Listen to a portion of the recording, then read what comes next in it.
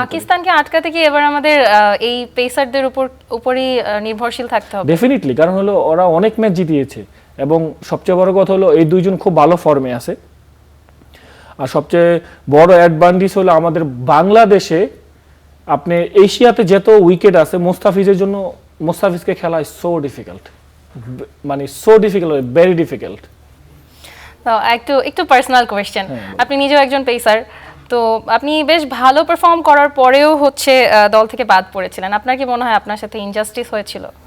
না, ওগুলো আমি ভুলে গিয়েছি এখন আর আমি কারোর উপরে কোনো মানে কষ্ট নাই। কখনো কি ছিল কারোর উপরে কোনো কষ্ট?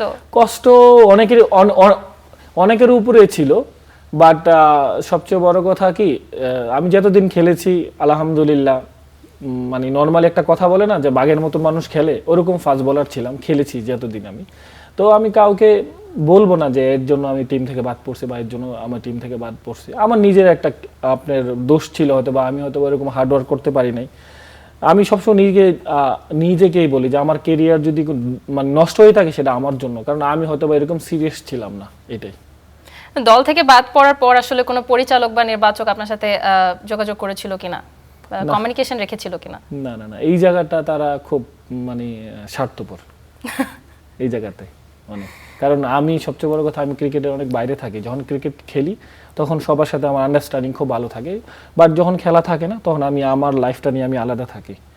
তো এই কারণে হয়তো বা অনেকের সাথে আমার দেখা হয় না। আর অনেক ক্রিকেট বোর্ড বলেন, যেই বলেন, আমাকে অনেকে পছন্দ করে না, কারণ আমি অনেক কেন আপনাকে পছন্দ না করার কি কারণ হলো আমি অনেক স্ট্রেট ফরওয়ার্ড কথা বলে দেই, এই কারণে। আচ্ছা, এই যে হুট করে টিম থেকে বাদ হয়ে যাওয়া, এই জিনিসটাকে আপনি কিভাবে দেখেন? এটা শুনেন, একটা কথা কি, আপনি তো নিজেও জানেন, নিজে একজন জার্নালিস্ট, এখন আপনি অ্যাঙ্কারিং করতেছেন, তো পছন্দের না একটা জিনিস থাকে, লাইকিংস যে জিনিসটা, ওটা থাকে।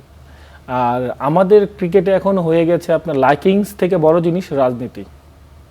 আপনি কি মনে করেন যে আপনি রাজনীতির কারণে বাদ পড়েছেন? ডেফিনেটলি এখানে অনেক কিছু ছিল, কারণ আপনি যাকে কি তেল রাজনীতি থাকতে পারে আপনি না, নরমালি আমি বলি, নরমালি আপনি যাকে তেল মারতে পারবেন, ট্রুলি, ঠিক আছে, লাইভে যেহেতু আসছে যেটা সত্যি সেটা বলো, যাকে তেল মারতে পারবেন সে আপনাকে সাপোর্ট দিবে, কিন্তু যে তেল মারতে পারবে না তাকে সাপোর্ট দেওয়া হয় না, সে যত বড় ক্রিকেটার হোক।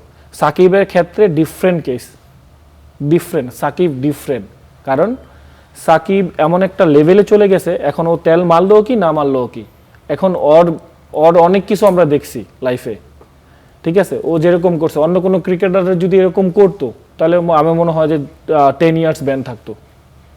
ট্রু।